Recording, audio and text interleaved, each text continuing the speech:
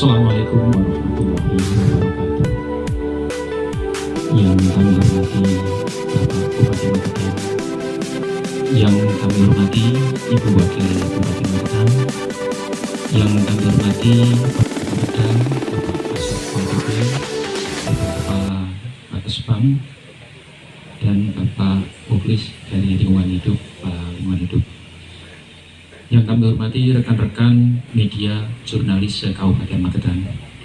Puji syukur malah senantiasa kita panjatkan kepada Allah Subhanahu wa Ta'ala, yang mana pada pagi hari ini kita dapat beraktivitas bersama-sama, berkumpul, ngobrol gayeng bersama Bapak Bupati Magetan, ngobrol asik untuk Magetan Pagi.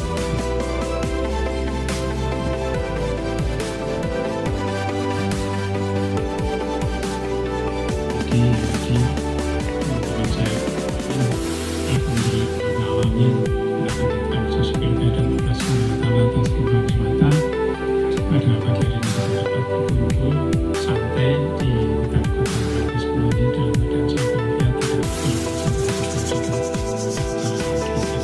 tadi ini ada acara keempat.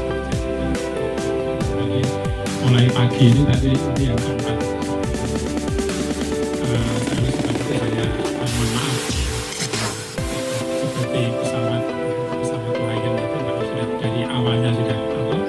Terlambat terus mundur ya, terus sebab itu sudah selanjutnya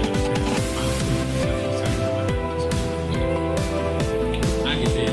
Tapi fakultas medsos jurusan mini katanya gitu ya. Kalau tidak percaya nanti lihat ya. Jadi fakultas medsos jurusan mini. Artinya apa? Artinya bahwa perguruan tinggi di Indonesia itu terjebak sejak zaman saya kecil ya, jurusannya itu terus ya. Fakultas teknik ya sipil, arsitek, terus apa nih? Mesin, terus apa nih? Sekarang tambahan informatika ya. Artificial intelligence itu jurusan opo gitu ya. Ada cyber law ya. Ini jurusan opo nih gitu ya. Di Indonesia jurusan fakultas hukum itu mati sejak dulu ya, pidana, perdata, tata negara, apa mulai? Ya, sarjana hukum dia Pak. Gitu ya. Ya itu aja sejak dulu. Sedangkan dunia sudah berubah. Ya, sudah. Jadi kita sudah diingatkan di dalam ya, jadi ada 39% pekerjaan itu akan hilang atau berubah. Gitu. Maka itu juga merilis lagi. Nah, kalau tidak salah nanti coba dilihat di Google ya. Rilis dari Forum Ekonomi Dunia bahwa akan ada 73.000 pekerjaan hilang. Tapi ada 133.000 akan ada pekerjaan baru yang akan muncul. Gitu. Nah ini tergantung kepada kita memaknainya, membacanya. Kira-kira di mana letak saya akan masuk? Ya, panjenengan akan masuk di mana posisi itu? Coba dilihat. Ya, dilihat apa aja pekerjaan yang akan hilang, jenengan akan membaca. Salah satu di antaranya yang disampaikan oleh Pak Menteri BUMN itu adalah administrasi perkantoran. Hukumnya ada 3, kecepatan, ya, networking, dan efisiensi. Siapa tidak efisien pasti akan terlibat. Ya, itu hukum. Ya, jadi hukum di era digital. Mudah-mudahan kita semua nanti selamat ya, menghadapi era seperti ini, dan kita bisa bermain dengan kita yang terdidik yang cukup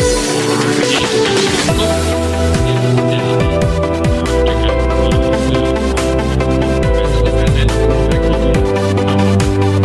acara di PAN nanti, tapi ini ada kepala dinas di Mas Hermi.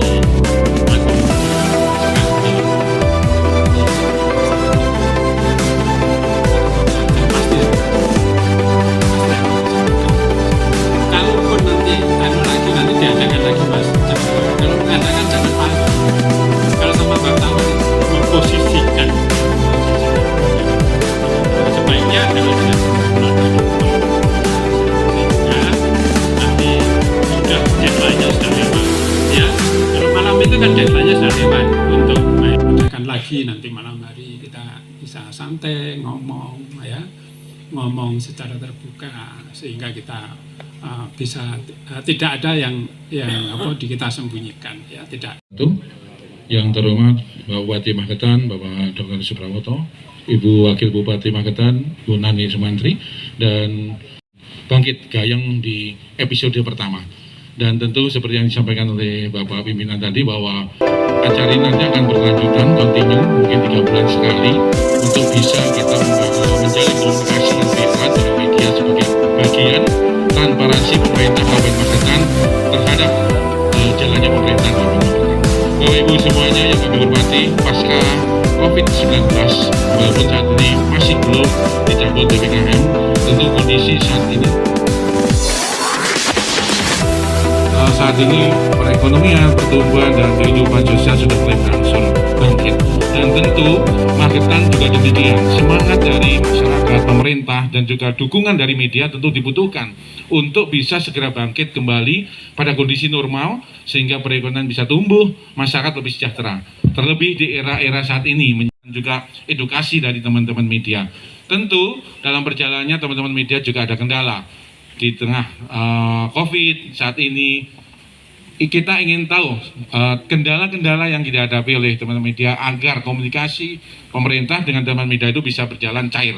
Dan untuk itu di kesempatan hari ini kita sesi 21 itu pada bulan-bulan November Desember itu untuk membuat calendar of event. Ya, kita harus siapkan itu. Ya.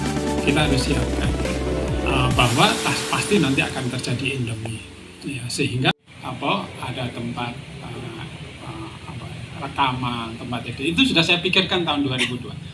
Malah Mas Cahya itu saya sampaikan ini tahunnya nggak saya ubah, apakah ini masih desa-desa di Kabupaten Magetan.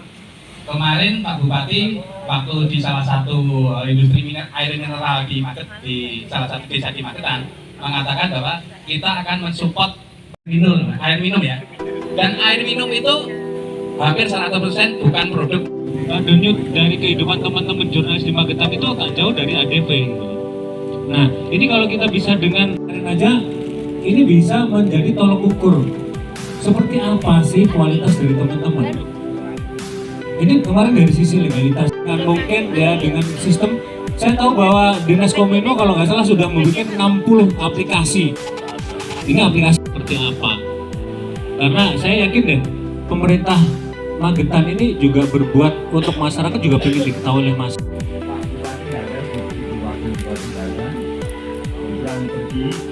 Jadi saya minta mau bertanya tadi, juga Pak Menteri juga ada, sudah mendengar. Jalannya ada upaya Israel untuk daerah pabrik. Tolong diamati, ditinjau, dibijak, hingga dari lanjut pabrik itu. Kita dalam pengawasan semuanya pasti juga dilakukan.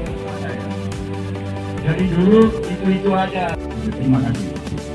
Baik, Bupati untuk menggunakan produk teknologi dalam setiap acara, kemudian dari Mas Koco, aplikasi media, dan dari Bidik terkait dengan lingkungan hidup, terkait dengan monitoring, terkait limbah. Dan tentu mungkin yang pertama pemanfaatan terkait produk teknologi, monggo siapa yang bagian dijawab, mungkin Pak Ketua Kepala Bapeda. Rayu, dari 3 pertanyaan akan saya rangkum semua dalam bentuk wacana diskusi bagi teman-teman wartawan dan media yang hadir di sekarang. Kita mulai dari pertanyaannya Mas Benny yang menyarankan Pemda untuk mensupport produk lokalnya Magetan malahan. Jadi begini, sebelum arah didaftarkan Mas Benny, bahwasanya produk itu didaftarkan, dikenalkan, dan bagaimana caranya mudah dibeli oleh masyarakat Magetan. Nek masyarakat, kalau masyarakat tukunya gampang, tapi kalau masyarakat yang dulu kami mendorong ibu yang pemiliknya Aqua itu gitu, Aqua. Oke. Tapi klentek, bosol labelnya tak klentek itu produknya ruko di depan Puskesmas Candi. Nah, saya penasaran, akhirnya saya parani ya, saya datangi, benar ini produk saya Pak. Dan ini banyak saya dipesan oleh luar negeri sebagai dropship. Nek tinju no aku kelas berat badan misalkan ya. Atau kalau divisi ya divisi 1, divisi 2, atau divisi 3. Itu mau ini susahnya tuh dituntut titik sejak perencanaan. Padahal pelaksanaannya kan repot. Makanya jangan salahkan nek itu bentuknya apa rilisnya. Nek bentuk media mainstream itu kan jelas ini. Jadi dalam rumusan sebagainya. Tapi itu kebanyakan setelah didatangi, kebanyakan konflik antar. Nah itu tetap diperlukan pemantauan tapi dijelaskan. Kalau industri-industri yang berat, jalanan emang kita mana ada dari kepala desa. Sebenarnya Pak Eko pernah haknya ada. Gini Pak, dari kepala desa mengharapkan daftar media harus dimasukkan di Pemdes biar mereka tahu. Dulu ya Pak, saya bukan saya hidup siang sore dari Radar Indonesia. Jadi gini Pak, saya juga berbicara Pak yang juga tentang Facebook bagi lingkang ya. Di Magetan ini kalau saya lebih dari 98 tahun yang kita boykot ya Mas Pasar ya. Ayo selesaikan kita mau bicara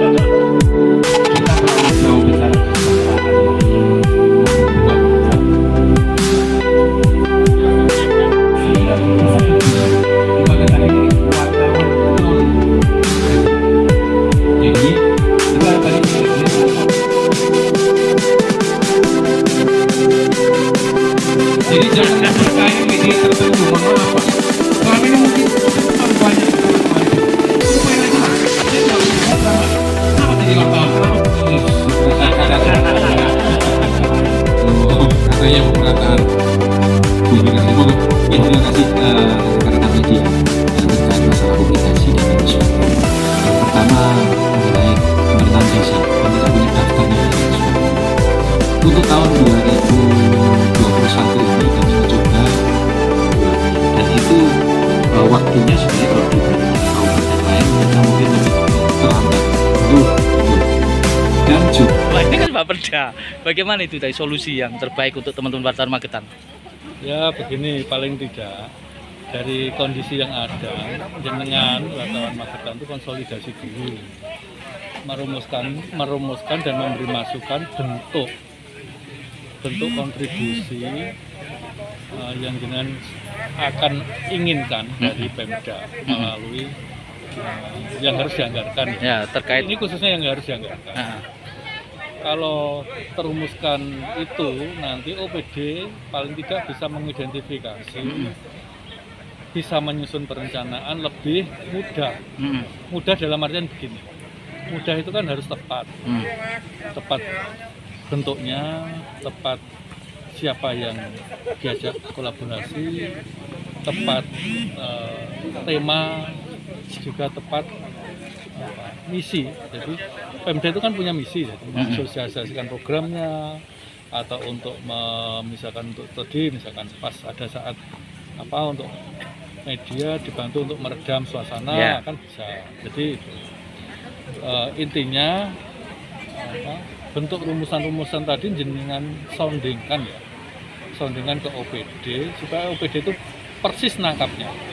Jangan jenengan mempunyai asumsi kayak gini, persepsi kayak gini, OPD kayak gini, akhirnya nggak pernah. Kalau tadi ada pertanyaan, bagaimana dijadikan satu untuk media di Kominfo? Saya mendorong itu. Jadi Kominfo yang ngatur. Tugasnya kan di sana. Kalaupun sampai sekarang OPD masih ada anggaran untuk publikasi itu sangat terbatas. Dan itu mungkin hanya salah satu mewakili dari komponen biaya sosialisasi pekerjaan. Contoh di PU. PU itu karena dia menyangkut masyarakat ya, misalkan pada saat pelebaran perlu pembebasan lahan, itu kan dia perlu acara sosialisasi. Sosialisasi itu mengumpulkan masyarakat, mengundang jenengan, itu salah satu bentuk kreativitas OPD saja. OPD ya. Tapi itu bukan tugas OPD PU untuk mempublikasikan kegiatannya. Maksudnya Kominfo ya. Tapi itu tugas sosialisasi dulu. Dia sendiri kegiatan. Antara sosialisasi dan publikasi beda. Beda. Jadi konteksnya konteks sosialisasi. Berarti mungkin nanti bisa dikategorikan ini online, ini cetak, ini media gitu ya nanti Nah, ke depan. Yang saya sampaikan tadi, kalau bisa jenengan membentuk klaster tadi ya itu. Ya, siap. Termasuk klaster wilayah seperti yang disampaikan Pak Beni. tadi. Ya. Apakah bisa wilayah itu diklasterkan? Kan mungkin kebanyak yang ini partnernya itu bukan kan gitu.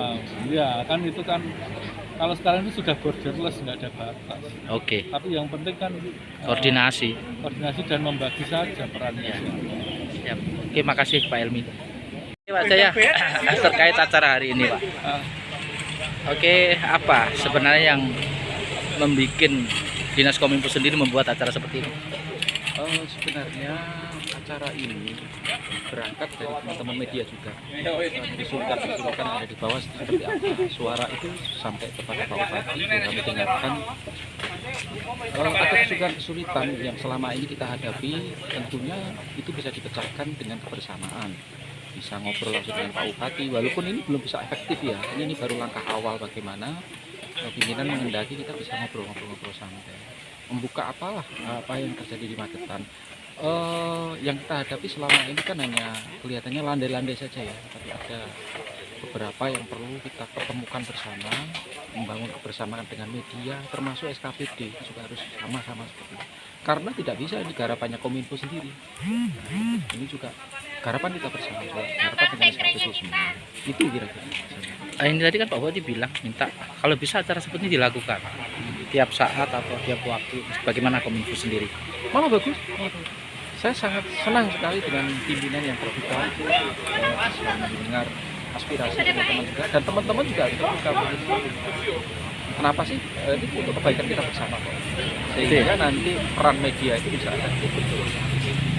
Lebih smart, mereka akan lebih belajar dan lain sebagainya. Dan saya yakin teman-teman SKPD juga harus belajar bagaimana kebutuhan media. Oke, makasih Pak.